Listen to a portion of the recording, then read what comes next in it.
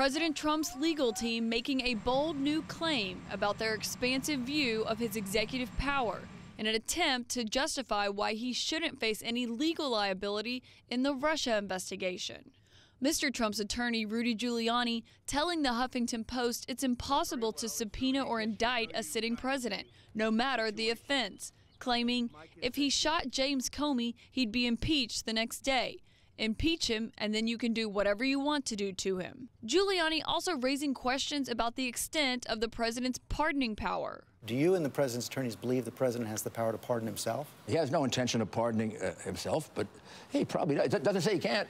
This just hours after the New York Times published a confidential letter that attorneys Jay Sekulow and John Dowd sent to Robert Mueller in January, asserting the president can't obstruct justice because the Constitution gives him the authority to, quote, terminate the inquiry or even exercise his power to pardon if he so desired. An argument that is far from settled. It's an outrageous claim. It's wrong.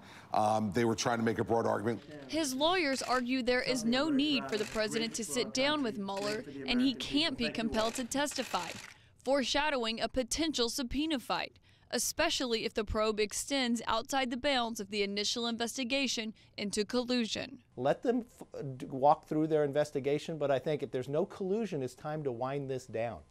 Also in the letter, a bombshell revelation that the president's lawyers acknowledge the president dictated the misleading statement from Donald Trump Jr., a statement the lawyers called accurate about the purpose of his meeting with Russians at Trump Tower during the 2016 campaign, despite an explicit denial from the White House last summer. He certainly didn't dictate, but, you know, like I said, he weighed in, offered suggestion like any father would do.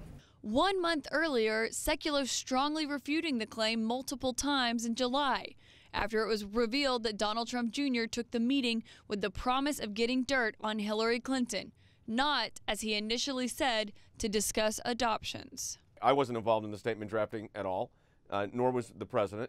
The president didn't sign off on anything. I do want to be clear that the president was not involved in the drafting of the statement and did not issue the statement. It came from Donald Trump Jr.